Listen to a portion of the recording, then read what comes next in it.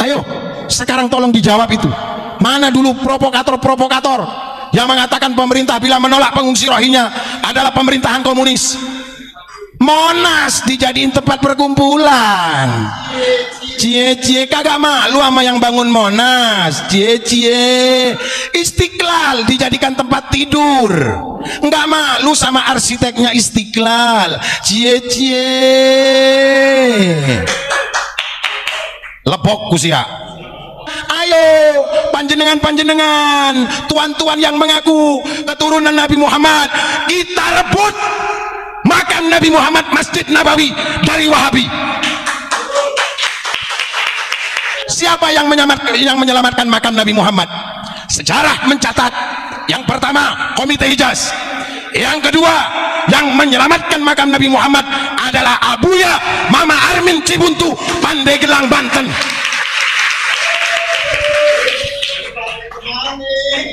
Ayo silakan dibantah. Silakan dibantah sejarah ini.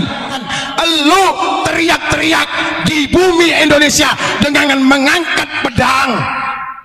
Jangan ajari orang Indonesia mengangkat senjata, bro. Karena yang memerdekakan negeri kami Indonesia bukan leluhurmu, tapi leluhur kami. Leluhurmu pecundang.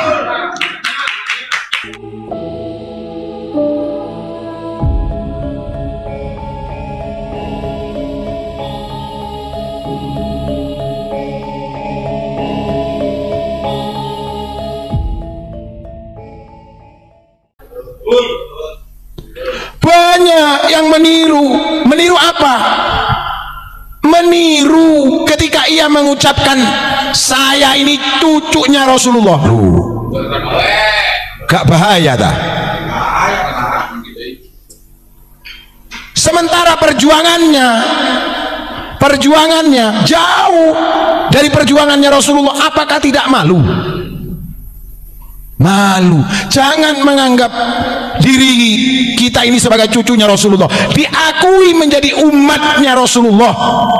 Itu sudah jauh lebih hebat daripada engkau mendoktrin orang lain untuk mengakui dirimu sebagai cucu Rasulullah sallallahu alaihi wasallam. Sekarang ini lagi demam Palestina. Tidak jelek membela Palestina. Dulu sebelum Palestina bela Rohingya, orang yang terusir dari Myanmar itu, umat Islam yang terusir dari Myanmar. Ketika pemerintah mengatakan kita akan evaluasi, pemerintah memberikan aba-aba kepada umat Islam untuk tidak gegabah menerima pengungsi dari Rohingya. Semuanya teriak mengatakan pemerintah kita adalah pemerintah komunis. Tapi sekarang pengungsi Rohingya membahayakan terhadap kedaulatan masyarakat di Indonesia. Banyak masyarakat di Aceh menolak pengungsi-pengungsi itu. Kenapa? Mereka seagama tapi tidak senasionalis dengan kita. Mereka ingin dimanja, mereka ditampung di Bangladesh karena di Bangladesh harus kerja. Mereka memilih tinggal di Aceh karena didanai oleh kelompok-kelompok mereka yang mengkoordinir dari pengungsi-pengungsi itu, dimanjakan di Indonesia. Tujuannya nanti ingin menguasai dari sebagian tanah air Republik Indonesia. Kenapa? Mereka seagama tapi tidak senasionalis dengan kita. Mereka ingin dimanja, mereka ditampung di Bangladesh karena di Bangladesh harus kerja. Mereka memilih tinggal di Aceh karena didanai oleh kelompok-kelompok mereka yang mengkoordinir dari pengungsi-pengungsi itu, dimanjakan di Indonesia. Tujuannya nanti ingin menguasai dari sebagian tanah air Republik Indonesia. Ternyata tim investigasi berhasil. Kenapa kok pengungsi Rohingya, mohon maaf, kita tidak menyindir ini saudara seiman, tidak, tapi ini adalah masalah mentalitas dan karakteristik. Gen mereka bukan gen Nusantara yang kakinya diinjak orang Jawa, kakinya diinjak masih minta maaf. Dan mereka ketika mereka diberikan makan saja tidak sesuai dengan porsi mereka, mereka protes. Padahal mereka tidak kerja. Sementara pribumi yang ada di Aceh harus kerja kuli bangunan, bahkan rela memulung rosokan, memulung sampah untuk didaur ulang, dijual kembali demi sesuap nasi. Pengungsi Rohingya yang katanya kalau ditolak negara ini dipimpin oleh komunis. Komando-komando yang mengaku dirinya Imam Jumbo kemana sekarang? Kenapa tidak berteriak lagi? Itu Rohingya harus diatasi di tanah Aceh. Ketika mereka sudah berulah di negeri kita tercinta ini, kita ini memang memiliki ukhuwah Islamiyah, ukhuwah Basoriyah, dan ukhuwah Watoniyah. Investigasi mendapatkan satu fakta di lapangan sejarah, bahwasanya nenek moyang dari saudara kita Rohingya itu dulu ikut dengan tentara Inggris menjajah Myanmar. Loh, ternyata ini permasalahannya. Kenapa ditolak oleh Myanmar? Ulama Indonesia punya porsi kalau mau ngurus ini. Kenapa? Karena Myanmar itu termasuk Nusantara. Ini kita kalau mau belajar sejarah, kenapa kok kita tidak boleh melupakan sejarah? Kita jangan jadi umat Islam yang klimaks dini, ejakulasi dini, sedikit-dikit marah, gampang terprovokasi. Kita tidak tahu maksud dan tujuan mereka datang ke sini. Ketika sudah ditampung di sebagian tanah Republik Indonesia, mereka berbuat ulah. Sementara mereka datang ke sini mencari suaka hukum. Mereka pengungsi. Sama yang dilakukan di tahun 1800-an. Asrafus Sani datang ke Indonesia, pengungsi, dimobilisasi oleh Inggris dan Belanda. Buka sejarah lagi. Kalau kau mengaku keturunan Nabi Muhammad, kalau siapapun yang mengaku keturunan Nabi Muhammad, mengaku cucu Nabi Muhammad pada saat ini, monggo tinggal di Madinatul Munawwarah, makam leluhurmu di sana. Jangan provokasi masyarakat Nusantara ini yang memiliki sejarah, yang memiliki filsafah. Jawa digowo, Arab digarap, Barat diruat. Loh, ini jangan disalahartikan. Jawa digowo, identitas kita kemana-mana tetap orang Nusantara. Kalau kakinya diinjak masih minta maaf. Orang Nusantara itu yang pertama ngalah. Kalau digarai ngalah dulu. Ini orang Nusantara ciri-cirinya. Yang kedua ngaleh pindah. Seng waras ngaleh. Sudah ngaleh masih digarai lagi ngamuk. Nggak perlu mendoktrin orang Indonesia dengan doktrin agama yang berlebihan. Kadang-kadang kita ini geli dengernya. Seorang yang bodoh, dari bagian mereka yang bodoh saja lebih mulia daripada orang yang alim. Ngapain Nabi Muhammad memerintahkan kita untuk tolabul ilmi? Kalau hanya cukup dengan nasab saja kita sudah bisa mulia. Kenapa Al-Quran menyatakan yarfa'illahu alladhina amanu?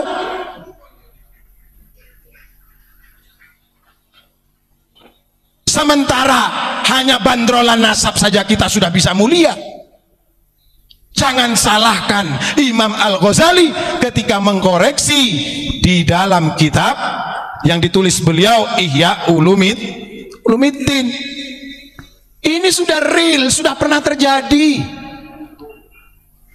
Kalau pengungsi Rohingya diusir oleh Myanmar, tidak boleh tinggal di negara tersebut karena nenek moyangnya membela penjajah. Seharusnya nenek moyang kita, kiai-kiai terdahulu memperlakukannya sama dengan mereka.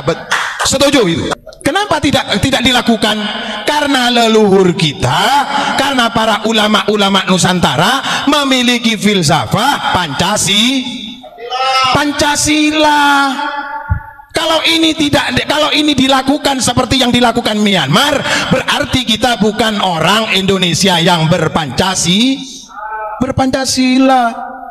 Loh, bahaya ini. Jangan sampai kedaulatan negeri kita, keamanan masyarakat kita, saudara kita yang seagama, yang senegara. Aceh itu mayoritas Islam loh. Ayo, sekarang tolong dijawab itu. Mana dulu provokator-provokator yang mengatakan pemerintah bila menolak pengungsi Rohingya adalah pemerintahan komunis. Islam di Indonesia ini ditolerir. Rukun Islam yang 5 itu diakomodir oleh pemerintah. Kau yang beragama Islam, ditulis KTP-nya Islam. Kemudian kau akan sholat, diatur jadwal sholatnya, dicari waktu sholatnya, hilal, ru'yat, hisab dilakukan oleh Kementerian Agama, dilakukan oleh MUI, dilakukan oleh NU, dilakukan oleh Muhammadiyah, yang dikoordinir oleh pemerintah. Pingin beli Alphard lo, atau pingin kawin lagi? Monas dijadiin tempat perkumpulan. Cie kagak malu sama yang bangun Monas. Cie Istiqlal dijadikan tempat tidur, nggak malu sama arsiteknya Istiqlal. Cie lepok kusia. Ayo panjenengan tuan-tuan yang mengaku keturunan Nabi Muhammad, kita rebut makam Nabi Muhammad, Masjid Nabawi dari Wahabi. Ayo kita rebut. Berani enggak? Jangan jual cucu Nabi Muhammad di Indonesia loh. Kalau kagak berani merebut Masjid Nabawi. Betul? Salam Pancasila.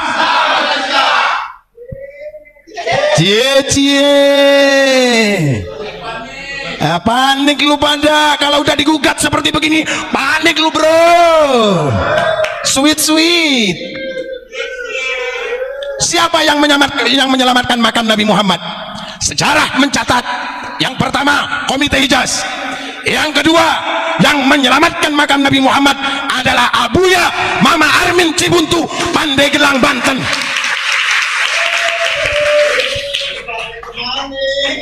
Ayo silakan dibantah sejarah ini.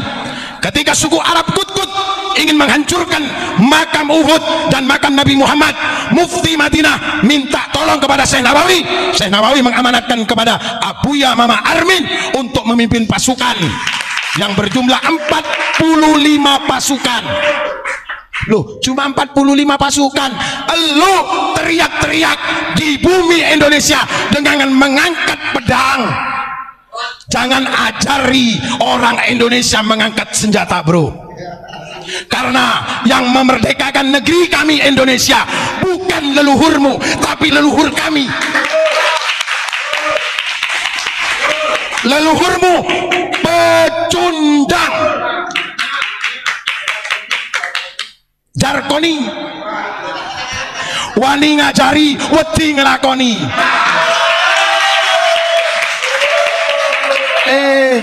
Jangan ajari kami untuk mengangkat keris. Kecil itu. Sudah kamu ajari, kamu doktrin umat Islam ini dengan misuh-misuh. Sekarang kamu ngajari kami untuk mengangkat pedang. Kami dulu berperang melawan Belanda nggak pakai pedang, pakai bambu runcing.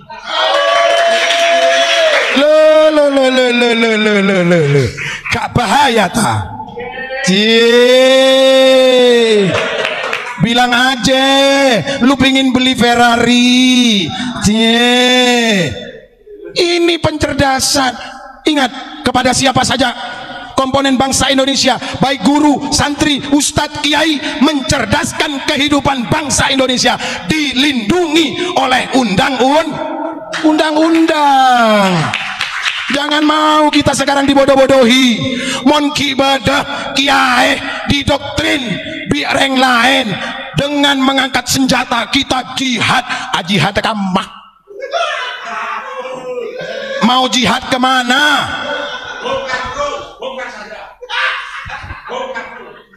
Menyerukan jihad ke Palestina. Kamu lo tidur enak kelonan sama istrimu. Gak usah ngajari keturunan Cakraningrat untuk mengangkat senjata, bro. Sudah cukup. Bagi kami pertempuran antar agama di Nusantara sudah pernah terjadi. Pertempuran antar suku sudah pernah terjadi. Itu masa kelam kami dan tidak akan kami ulangi lagi.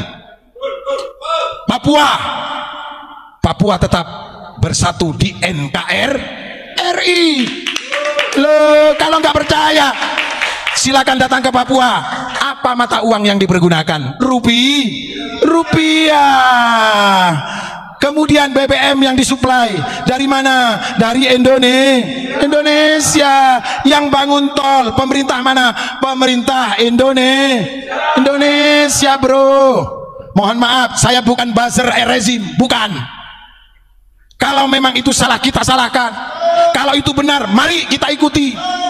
Begitu. Kita harus yakin. Yakin. Jangan mengatakan NU sudah dipecah belah. Pret. Kamu kok mancing NU? NU sudah terpecah belah. Nggak ada NU terpecah belah. Karena NU masih punya pamomong, masih ada yang ngasuh. Walaupun beliau tidak menjabat di struktur, ulama khos NU tetap setia kepada NU. Kalau NU sudah terpecah belah, Indonesia diambang kehancuran, itu halu. Itu halu. Nggak usah dibesar-besarkan. Kamu sudah berjuang di NU apa? Apa yang sudah bisa kamu berikan kepada NU? Jangan kamu berprinsip apa yang saya bisa dapatkan dari NU. Karena NU bukan ladang mencari penghidupan, tapi bagaimana menghidupkan NU. Alhamdulillah, ternyata ulama khos Nahdlatul Ulama masih solid. Jangan framing umat ini dengan framing bahwasanya kiai-kiai NU sudah pecah. Jangan eman-eman lambe mutu turah. Inilah, kalau ingin tahu sejarahnya sekarang, Rohingya bergejolak di Lok Sumawe, bergejolak di Sabang, bergejolak di Aceh. Jangan diam kalian yang memaksa Rohingya untuk masuk ke Indonesia. Sekarang Rohingya berbuat ulah di Indonesia. Upaya apa? Pendekatan apa? Upaya solusi apa? PBB aja angkat tangan kok. Kita ini kadang-kadang sombong. Sombong apa? Sombong karena beragama Islam itu sombong. Enggak seolah-olah yang lain kalau tidak membela itu masuk neraka. Loh. Ini kita harus paham. Mari anak-anak santri. Edukasi ini adalah mencerdaskan, untuk mencerdaskan kita.